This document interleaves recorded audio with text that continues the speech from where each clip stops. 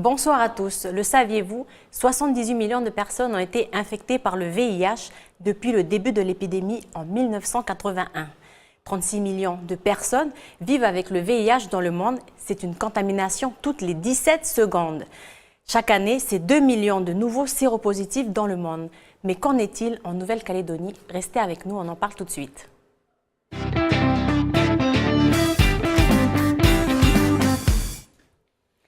Bonsoir à tous et bienvenue à tous ceux qui viennent de nous rejoindre dans la bande.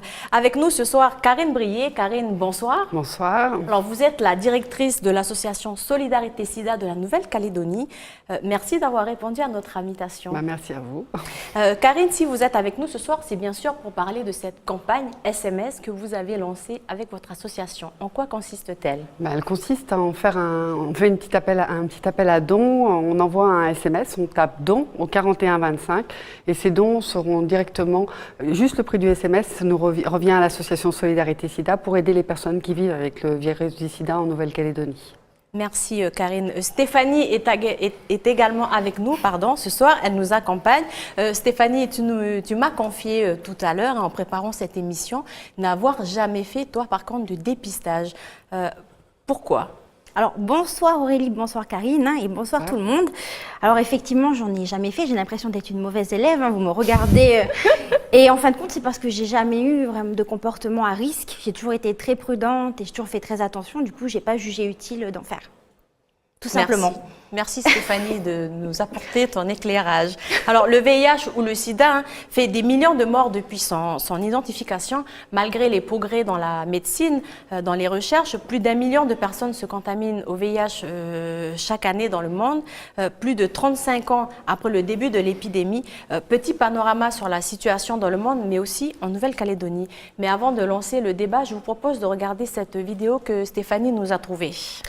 Alors en effet, je vous propose que l'on regarde, c'est un petit film qui a été réalisé par l'Association française de lutte contre le VIH et les hépatites virales en 2015.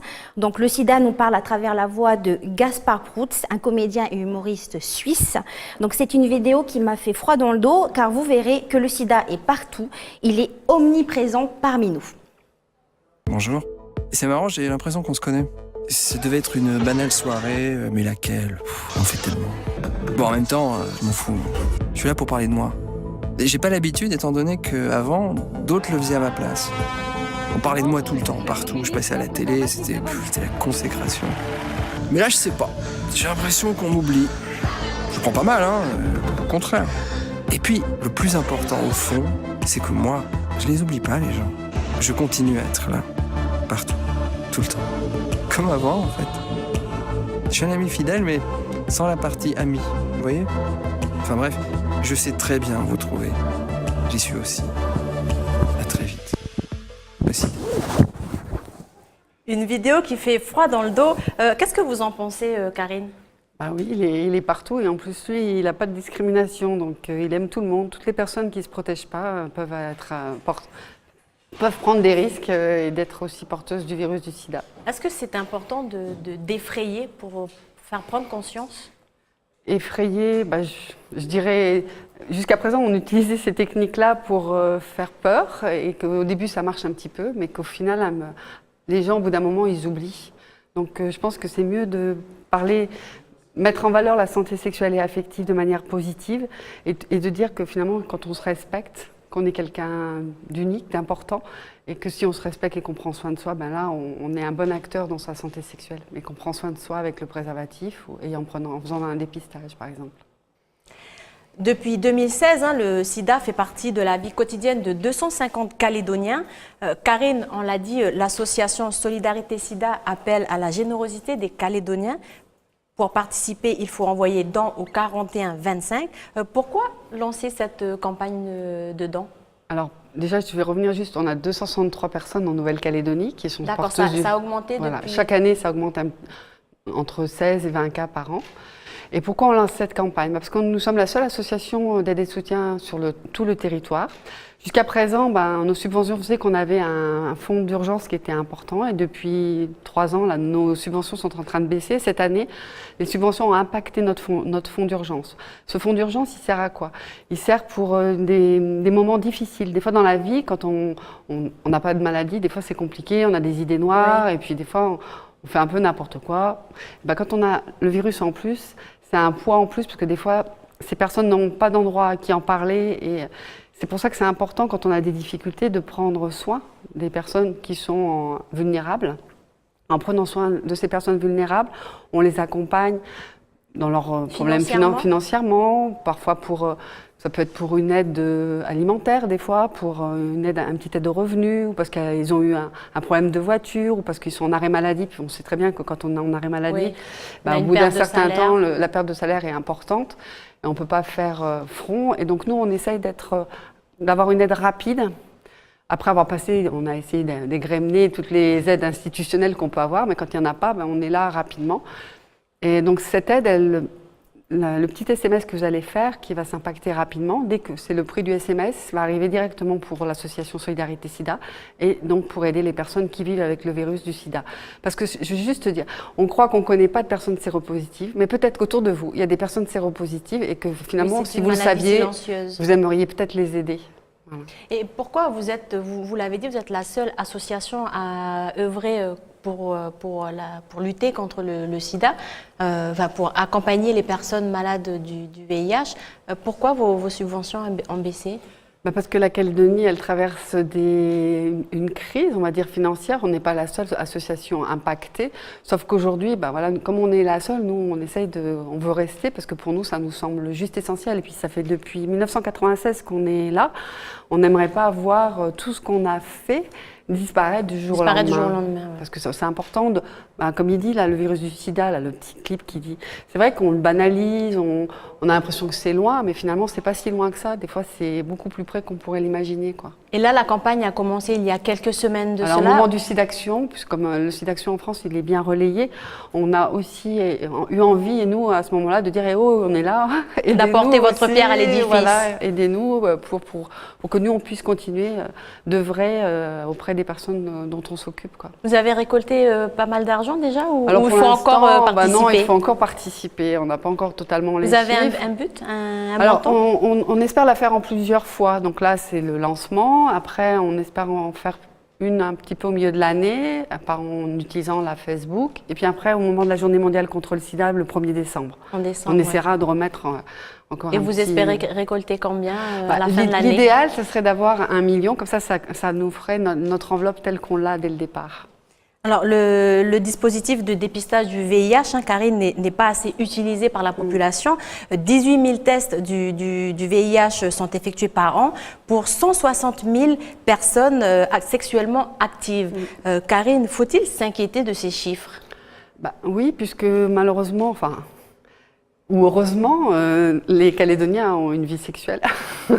Et on sait quand même que le virus du sida, il passe dans 70% des cas par les relations sexuelles. Donc ça veut dire que les Calédoniens, à un moment donné, ils ont une sexualité et ils oublient de se protéger, ou parfois il y a des petits accidents de capote et on ne fait pas les gestes parce qu'on minimise, on banalise, on se dit c'est pas nous, ça ne nous concerne pas. C'est les autres et tout ça. Et on ne fait pas cette démarche-là aussi parce que ça fait peur, j'imagine. On n'est pas tous pareils face à ça, quoi. Et Stéphanie, toi, en voyant ce spot que tu nous as fait découvrir, est-ce que ça t'a changé par rapport au dépistage, ta position par rapport au dépistage? C'est sûr que c'est important de se faire dépister parce que c'est possible qu'on ne se rend pas forcément compte qu'on a été contaminé. Après, pour ma part, je pense avoir une vie sexuelle saine, mais j'encourage... Protégée. Oui, voilà, je me protège. Après, rien ne m'empêche d'aller quand même me faire dépister pour être rassurée. Je le sais, mais bon, on ne sait jamais. D'ailleurs, des fois, on croit ne pas avoir pris de risques. Et finalement, comme on n'a pas nécessairement tout ça dans sa tête, on peut en avoir pris un. Et puis, ne serait-ce que vous aviez, à un moment donné, vous dites que vous n'avez pas pris un risque dans votre vie sexuelle, mais enfin, vous avez quand même eu un partenaire, un premier, admettons, que ce soit le premier, et que ce premier-là, il ait eu d'autres partenaires qui ne se soient pas fait dépister. Parce que c'est ça la problématique, c'est qu'à un moment donné, comme ça ne se voit pas, et qu'on banalise, on ne se dit pas, tiens, on ne va pas faire le test. Mais ce partenaire, peut-être qu'il avait déjà eu une relation, on ne sait jamais. Et vous avez eu, à un moment donné, vous avez dû arrêter le préservatif, parce que, bah voilà. Et quels sont les risques, justement? Qu'on puisse attraper le virus du sida de Oui, cette mais manière-là. Les risques de quelle manière? Stéphanie nous dit qu'elle n'a pas de comportement à risque, elle ne se sent pas en danger. Mais qu'est-ce qui fait qu'on est en danger? C'est quoi? Ne pas mettre de capote? Ne pas mettre de capote. Avant, je sors toujours protégée. Voilà. Oui, mais à un moment donné, quand vous avez une relation fixe, à un moment donné, les gens, si on veut arrêter la capote, c'est bien de faire le test du dépistage. Donc vous conseillez après un accident, un accident de capote. ou même après une relation stable, Oui. une fois que la relation s'est installée, on conseille de faire un dépistage tous les deux en couple pour être sûr que personne n'est malade, ne soit malade. Ouais, ou si parce que par un moment donné, on a eu une relation stable, parce que c'est un peu aussi le cas, ce qui se passe en ce moment, c'est que les gens ont une relation stable jusqu'à un certain moment, et puis arrive la quarantaine, voire peut-être même un peu avant, il y a une petite crise qui arrive à ce moment-là, et là, on retrouve une nouvelle vie sexuelle, et des fois à ce moment-là, comme on n'a pas été nécessairement sensibilisé plus jeune, parce que c'était à l'époque une maladie qui était plutôt la maladie des homosexuels. Et oui, il y avait beaucoup de fausses idées. On ne se sent pas concerné nécessairement. Et donc on prend des risques. Parce que moi je connais beaucoup de personnes autour de moi qui ont 40, 50 ans et qui, pour eux, ils ne se protègent pas particulièrement parce qu'ils n'ont pas eu l'habitude. En plus que le préservatif, en plus, ce n'est pas toujours quelque chose de facile à mettre. Eh ben, moi, Stéphanie, mon premier dépistage, je l'ai fait à 18 ans. Voilà, un petit problème technique, la capote qui se déchire et voilà, on est obligé de faire un test. Enfin, moi, je me suis sentie en danger, donc je suis allée faire un test, mais j'étais comme ça, quoi. C'est pas facile d'aller faire un test. C'est la difficulté, c'est parce que ça fait peur que c'est difficile. C'est vrai que mais en même temps, voilà, ça fait peur parce qu'il y a toute cette histoire derrière. C'est pas banal, voilà. Mais c'est vrai que aujourd'hui. Avant, il y a 30 ans en arrière, on allait faire un test, mais on savait que quelque part, c'était un peu la mort assurée. Aujourd'hui, depuis 1996, il y a des traitements. On va faire un test, même si on est diagnostiqué positif, si on prend un traitement rapidement, le virus du sida, à un moment donné, il va devenir indétectable rapidement. Les traitements d'aujourd'hui sont quand même beaucoup plus compétents. Maintenant, c'est un comprimé par jour. Il y a tous les médicaments dedans. C'est pour ça qu'on les appelle thérapie. On va en parler plus longuement après. La peur, c'est vraiment ce qui freine les gens à aller se faire dépister ou il y a d'autres freins? Je pense qu'il y a la peur et après la peur entraîne des croyances. Les croyances comme par exemple c'est pas moi, comme je vous disais tout à l'heure, c'est les autres, mais pas moi. C'est plutôt ceux qui ont une mauvaise vie, par exemple, qui sont plutôt ciblés pour les gens, quoi, quelque part comme ça. Alors Stéphanie, elle a notamment trouvé quelque chose pour nous obliger, pour nous accompagner vers le dépistage. Tout à fait Aurélie, alors je vous propose de découvrir une campagne de dépistage pour la journée mondiale de la lutte contre le sida réalisée en 2017 par le laboratoire Vive Healthcare en partenariat avec Sida Info Service.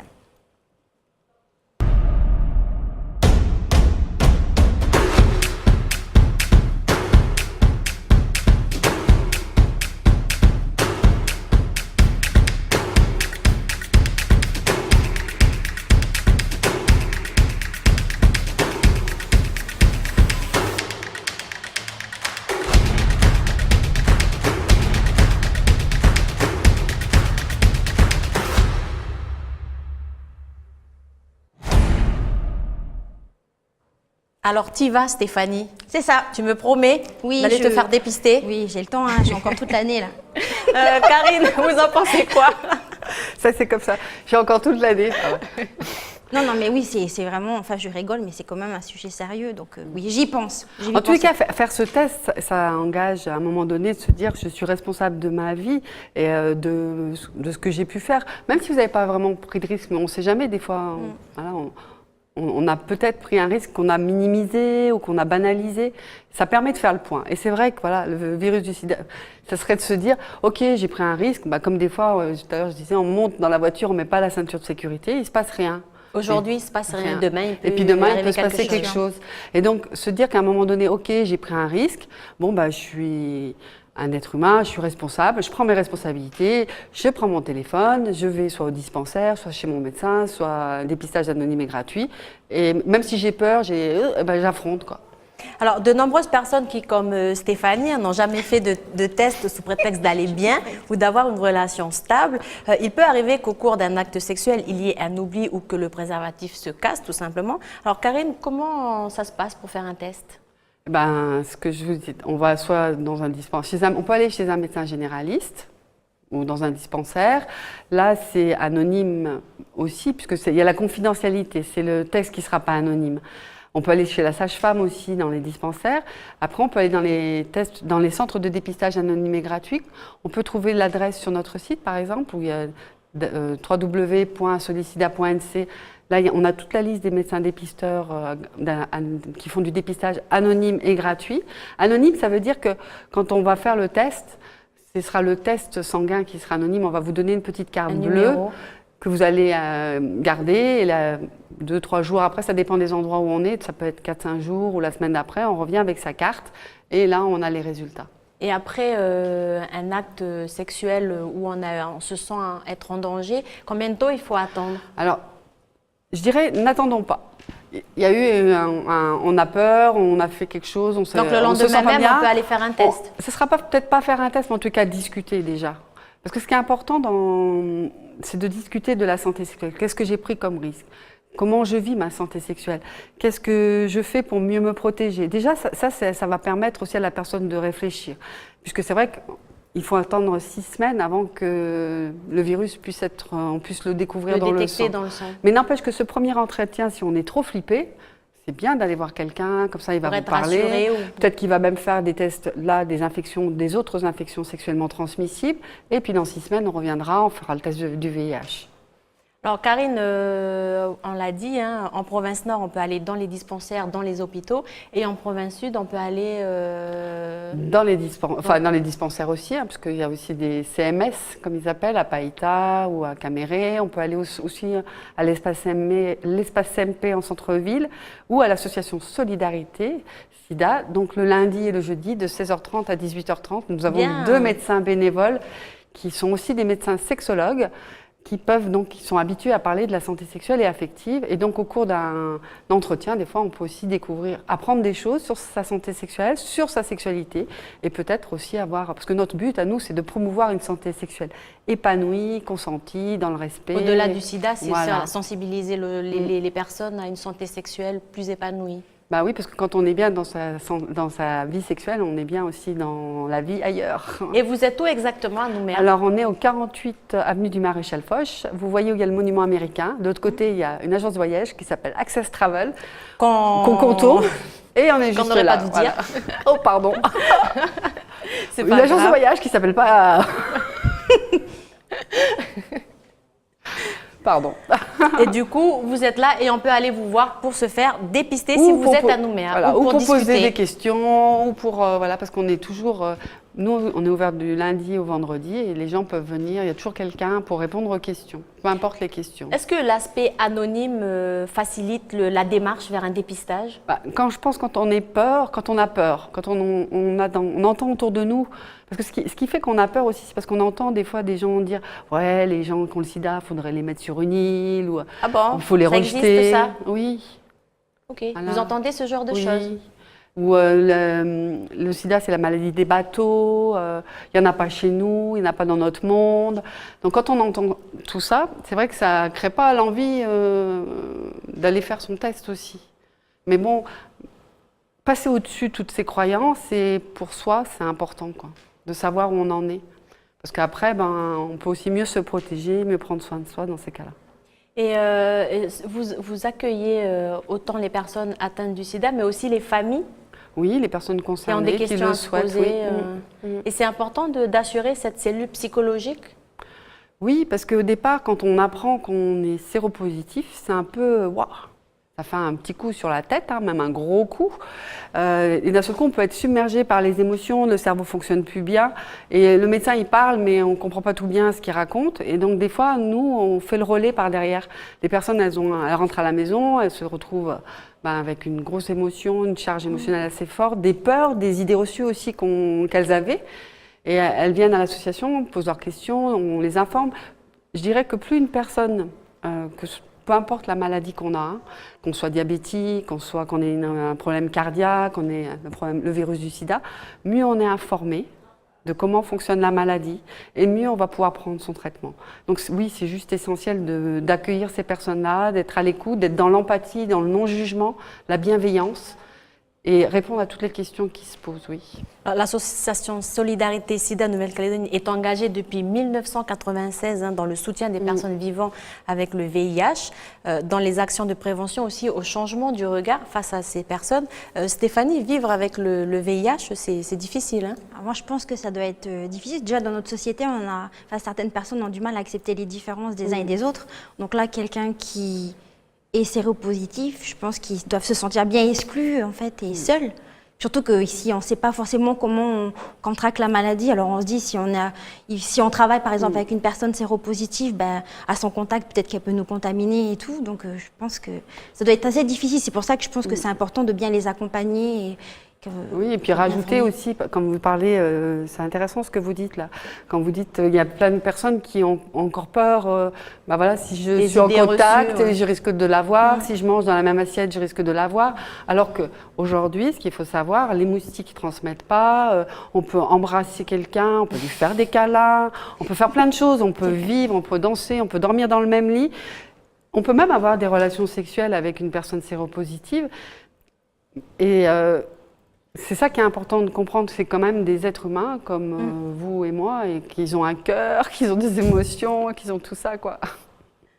Stéphanie, tu as Oui, j'ai trouvé pour vous un petit spot réalisé en 2014 par l'Association française de lutte contre le VIH et les hépatites virales pour sensibiliser en fait à l'importance de sortir couvert, donc d'utiliser des préservatifs pour pouvoir bien sûr se protéger de ce virus, mais aussi de toutes les autres infections sexuellement transmissibles. Voyons ça ensemble. On parle après des Manix. C'est ça. Matt, c'est mon pote. J'aimerais tellement dire que s'il a toujours pas de mec, c'est parce que c'est un sale égoïste. Mais en fait, c'est parce qu'il préfère être seul, plutôt que de dire qu'il est séropositif. Avec le sida, la vie est beaucoup plus compliquée. Aussi. J'ai pris d'autres couleurs. Alors, merci Stéphanie pour les petits préservatifs. Vous en pensez quoi de ces boîtes-là ? Après, peu importe, hein, chacun choisit sa taille, sa forme, sa couleur, son odeur, son goût. Il y en a même qui sont texturés avec des rainures, des petits... Voilà. Après, le but du jeu, c'est que souvent dans la tête des personnes, c'est qu'on se dit, voilà, le préservatif, c'est nul, ça gâche le plaisir. Alors que ça peut être aussi, la manière de le mettre aussi, peut être aussi, on peut jouer. On peut jouer avec le préservatif. Le préservatif, si on l'accueille bien, il peut faire partie de la vie sexuelle et finalement être un bon compagnon.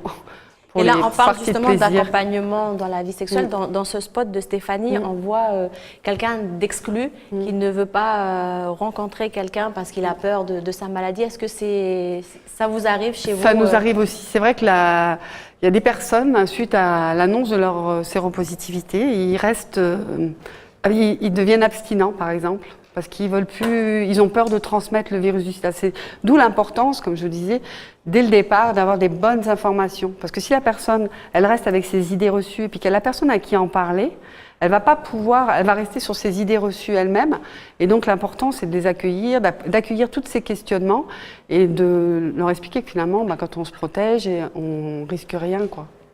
Stéphanie, toi, comment tu réagirais, par exemple, si j'étais, moi, porteuse du VIH ? Est-ce que tu aurais la même complicité avec moi en plateau ? Mais je pense que est-ce que tu m'apporterais des Manix pour que je t'enfilerais un moi Non, je pense que ça ne change rien. Je veux dire, après, tu vas pas me... Je sais très bien que ça ne s'attrape pas en se touchant. Même si tu me fais la bise, je ne vais pas... Donc non, ça ne changerait pas. Pour moi, ça ne changerait pas, en tout cas. Et Karine, c'est important de faire ce travail-là auprès des gens pour changer ce regard par rapport à ces personnes malades ?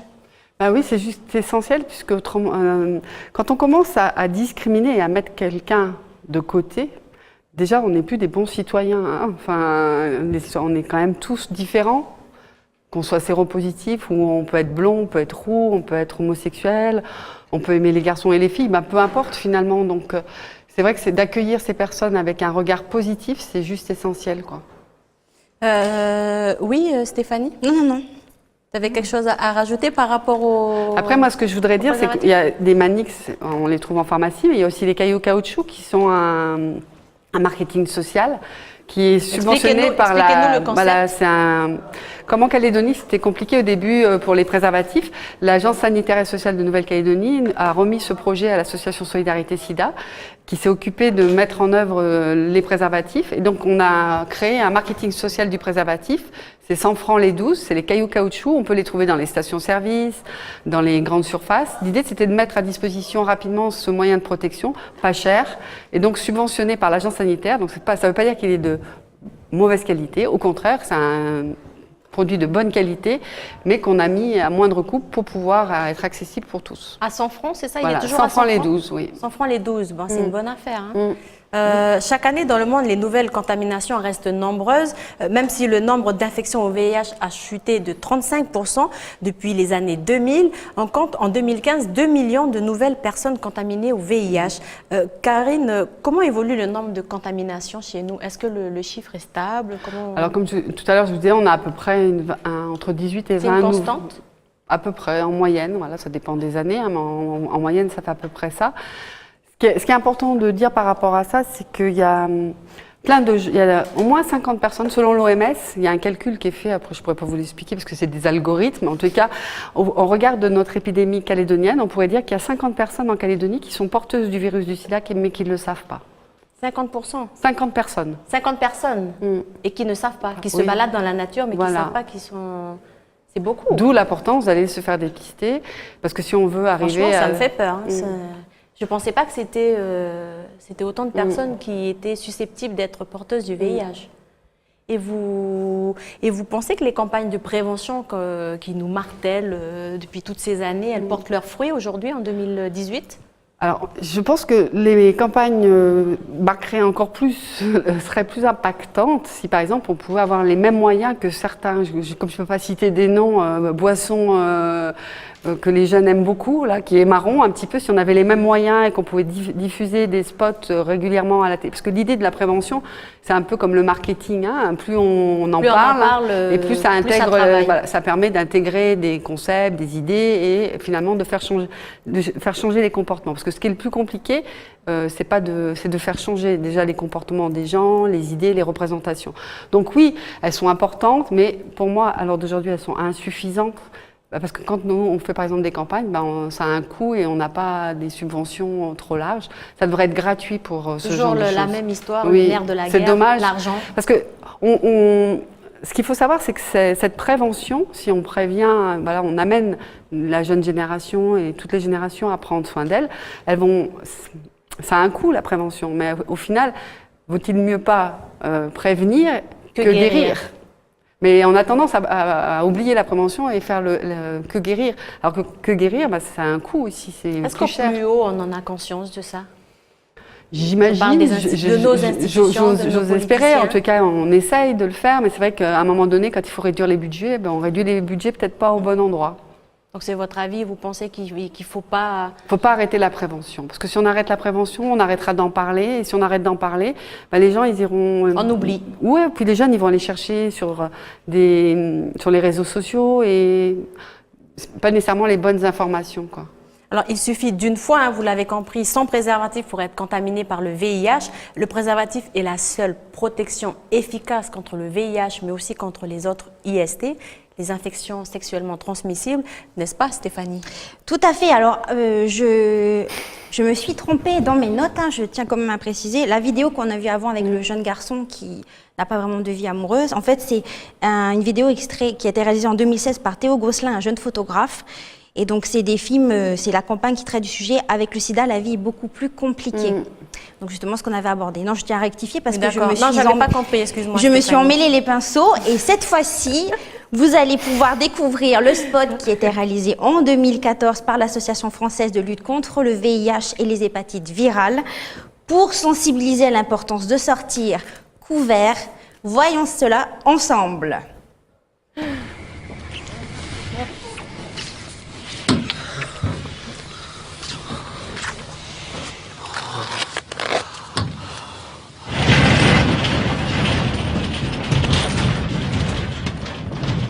Couple en phase préliminaire sur le ponton ouest.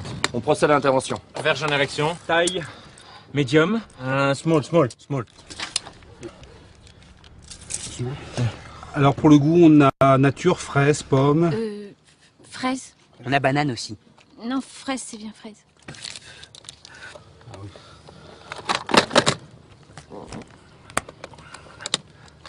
Ça reprend. Messieurs, dames. Bonsoir. Bonne soirée. Pardon.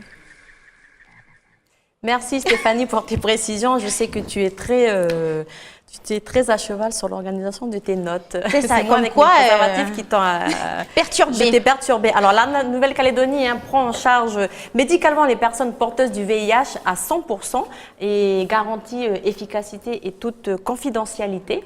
Karine, dès qu'une personne est recensée séropositive, qu'est-ce qui est enclenché derrière?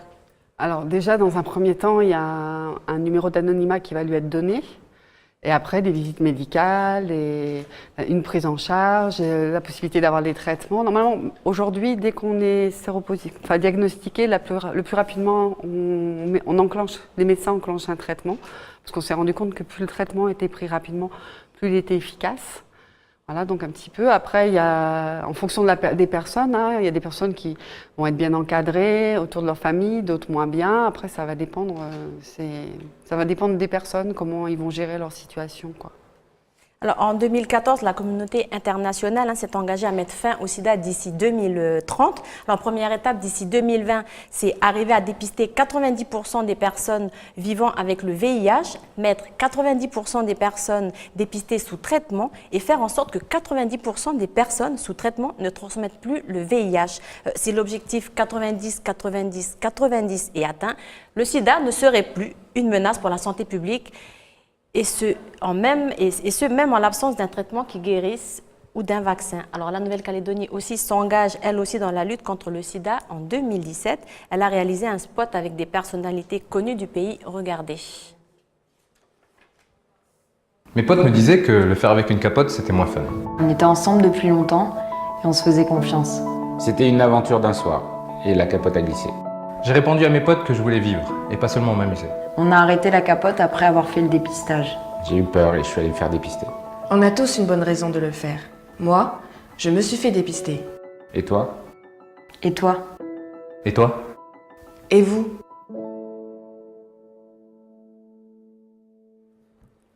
Et voilà, sur ces mots se termine notre émission de ce soir portée sur le sida. Malheureusement, on avait encore beaucoup de choses à dire, mais notre émission touche à sa fin. Je profite avec Stéphanie, sors ton téléphone, qu'on fasse un don. Faites comme nous, envoyez don. Alors, on le fait tout de suite. Karine, tu es témoin. Okay. On le fait tout de suite. Donc, alors, envoyez on envoie don. Au 4125. Mince. Alors, 41. Le don, même s'il est en majuscule ou en minuscule, peu importe. Don. C'est bon? Je vous montre. Là, j'ai envoyé dans. Je ne sais pas si on voit rien, on me dit. Et c'est envoyé. Voilà, Karine, regarde. Et donc, tu vas recevoir un petit message après de remerciement. Et là. Voilà. En tout cas, je vous remercie et je remercie tous les Calédoniens de faire ce petit geste assez simple parce que maintenant, on a tous un petit portable. À la régie aussi, sortez vos téléphones et faites-le. Alors, Stéphanie, Karine, rappelez-nous, faites un don au 4125. Faites un don au 4125. J'ai reçu une attestation. L'association Solidarité Sida vous remercie pour votre don en faveur des personnes séropositives. Faites passer le message don au 4125. Sur ces mots se termine notre émission. Merci Stéphanie pour ta collaboration. Merci Karine d'être venue de Nouméa pour nous parler de votre campagne SMS. Et à vous, je vous dis à mardi prochain. Merci la régie pour le son. Merci. Au revoir.